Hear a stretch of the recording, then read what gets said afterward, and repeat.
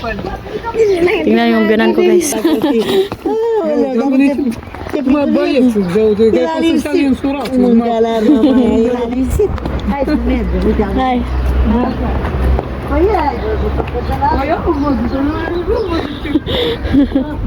Pa.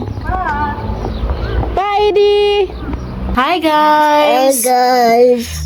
Finally, uminit na dito sa Romania after ilang days na panay ulan. Inihatid ko na rin si Edie ngayon sa school. Si Katyusha, ando na siya. Kami na lang natira dito sa bahay kasi nga, si Mama yung teacher ni Edie this week. Kasi nga, yung teacher ni Edie wala. Silang dalawa ni Papa, teacher sila ngayon sa school. Yung dalawang biyanan ko, sila yung pumalit muna. And sobrang ganda ng weather today, 22 degrees.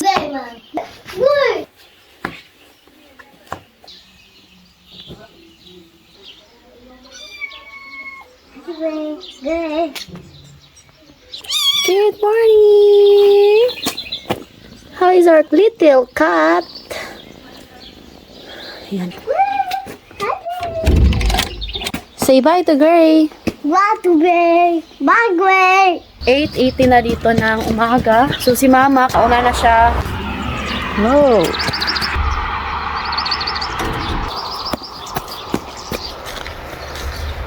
Tingnan niyo yung lupa dito guys, so basa.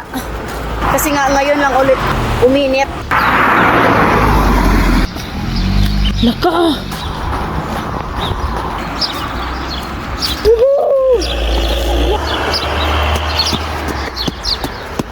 Nandito na pala yung biyanan ko guys. Hinihintay niya yung school bus. Edi! Buti nagtatay. Tingnan yung biyanan ko guys. Hindi, mamaya ka. Hi.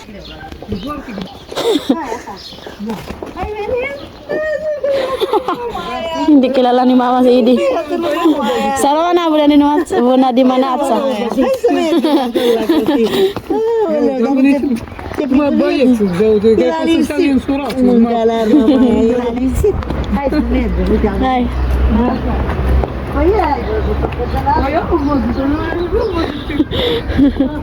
Pa. Pa, Edi. So, ayan guys, dito lang ako, no, kay si Mama na yung maghatid ni Edi doon. Last week is sobrang lamig. Bumalik yung lamig mga 4 days. Buti lang ngayon is okay na.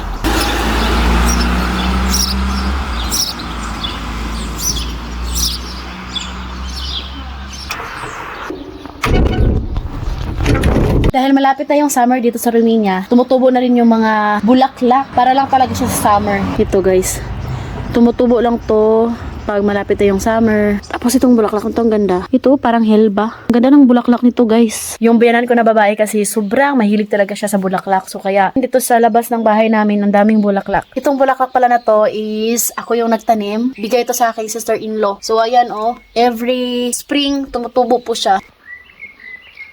Bisitahin muna natin yung mga tanim ko dito kasi nga tumutubo na yung mga damo guys. Ang haba-haba na. Kailangan ko na naman tong tanggalin. Hindi ako maka-focus dito sa garden kasi nga yung lupa is dumidikit. Kaya hinahayaan ko muna na bumalik yung init.